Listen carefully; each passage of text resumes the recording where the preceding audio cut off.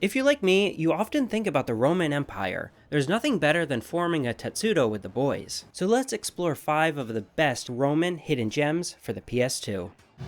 No barbarian has the power to crush mighty Rome!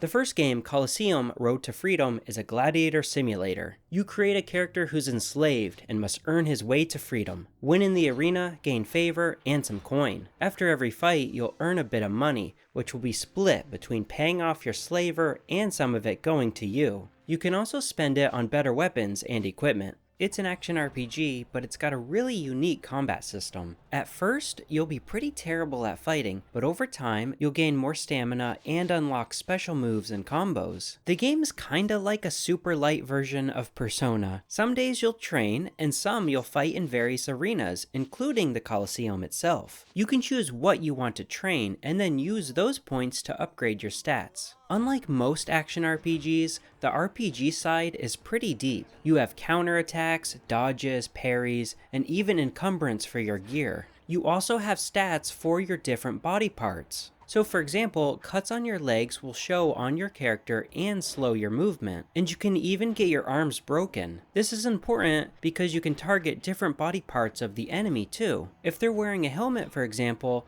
well, maybe it's better to go for the legs. Wearing armor will give you a high chance of that armor taking damage rather than the body part itself. I mean, no amount of push-ups is going to help you take a Gladius to the arm, right? So it makes sense. Speaking of, game number 2 is Gladius. It's a gladiator simulator. Wait, is anyone else having deja vu? Okay, but this one is different. Where Colosseum is an action RPG, Gladius is a tactical RPG. You choose between a Roman man or barbarian woman and build up the best gladiator school in the land. You'll hire gladiators with a bunch of different classes and skills. It's a bit like Final Fantasy Tactics. Positioning matters too, so if you're higher than the enemy, you'll deal more damage. Also, some of the attacks have a timing meter, like the Mario RPG games. To be honest, while Final Fantasy Tactics is one of my favorite games, I just don't really like Gladius. I think the main issue is that it's just so slow. The combat's slow, the menu's slow, the loading screens are slow. There's no auto combat feature, of course,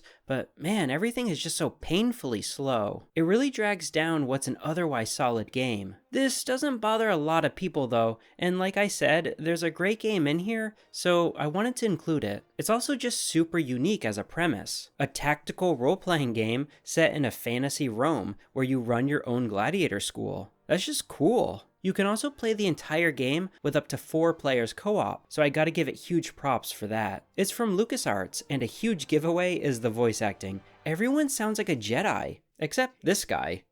I am Musus, and your father has asked me to train you. Are you drunk? Rygar, the legendary adventure. I am a gladiator.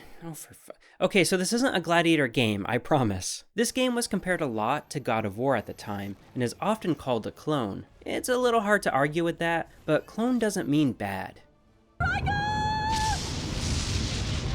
Graphically, it looks great, sometimes even better than God of War. I especially like the reflections off the water. It doesn't have the same scope of God of War, but it does feel very grand. The first boss battle has you fighting a giant statue inside the Colosseum, so it's not far off. And I'm sure both fans of the series are thrilled it got a remake for the PS2. I never played the original, but just from looking at it, it seems like it's pretty true to the source material. You got the same weapon, same guy, same general story plot. His weapon's kind of a cool idea. It's a shield with spikes and a chain. It seems difficult for these action games to make an excuse for why the character can attack so far. I mean, Kratos has his chains of course, and yeah.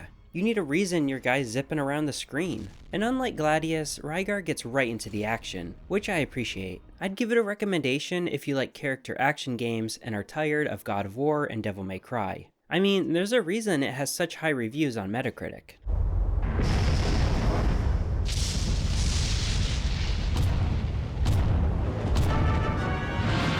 God damn it. Gladiator Sword of Vengeance. So you do play as a gladiator, but like Rygar, this is a character action game. You're in the Colosseum for the tutorial, but then it's more of a standard action game. You're collecting keys, building combos, coming back from the dead, that sort of stuff. I want to give a disclaimer. To be honest, I wouldn't really consider this a hidden gem. It's on the list because it's just so weird. Also, there's only like 5 Roman games on the PS2, so maybe I should have named the video that. Anyway, it's not bad. I wouldn't go that far. It has some big issues though. I find the combat just to be kind of stale after a while. What I do like is the presentation. Not the graphics themselves necessarily, but the artistry. There's lots of thought put into it. The camera angles they chose, the design of the characters, and that sort of stuff. It's one of those games I include not because it's really a hidden gem, and more so because it's interesting. You play as the most famous gladiator in Rome when a new emperor takes power and this dude hates you. Aruntius, you demolish the greatness of Rome just to make room for your theater of death. There's neither glory nor honor in this abomination. You are the last vestige of that which holds this empire back from attaining true greatness. I look forward to finally seeing you defeated, champion of Trajan. Eventually you die, but are brought back to life to get revenge. So the plot's already pretty different from your usual I'm gonna be a hero stuff. It certainly has its small fan base that are nostalgic for it. I've never played it back in the day, so that's not me, but hey, if it seems interesting to you, give it a look. Where am I? Where do all heroes go when death takes them? Finally, I am free.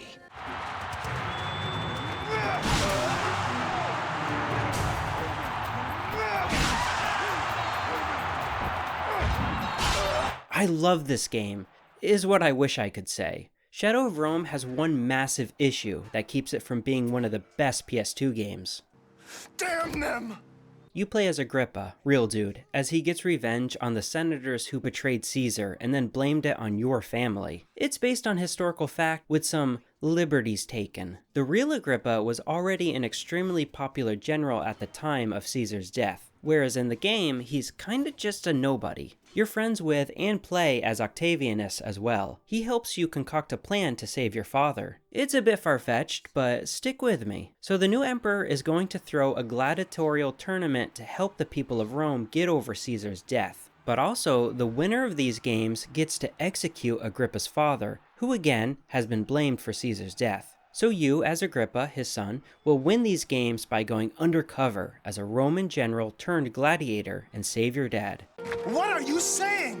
The story goes some places and is really silly at times, but it is a PS2 era Capcom game, so that goes with the territory. It also has really nice production values, easily the best on the list. Lots of great voice actors who are still in AAA games today, including the voice of Alduin from Skyrim. Oh, poor little baby. Sad that your mother's been killed. Anyway, where Shadow of Rome really shines is the combat system. As an example, I'm fighting barbaric savages, otherwise known as German people. I can cut off the head of one, then throw it at another. There's a super satisfying dismemberment system. Complementing this are the tons of different weapons too, and they all behave differently. They also all have durability, which forces you to get creative and keeps you trying out new things. There's also chariot races and animal fighting too, and it's just one of the most satisfying combat in games. People are crunchy, and it's a lot of fun. Unfortunately, I need to talk about the other half of the game, which keeps it from being as great as it could be. That's because when you swap to playing as Octavianus, it's all forced stealth levels. Why they included this, I don't know.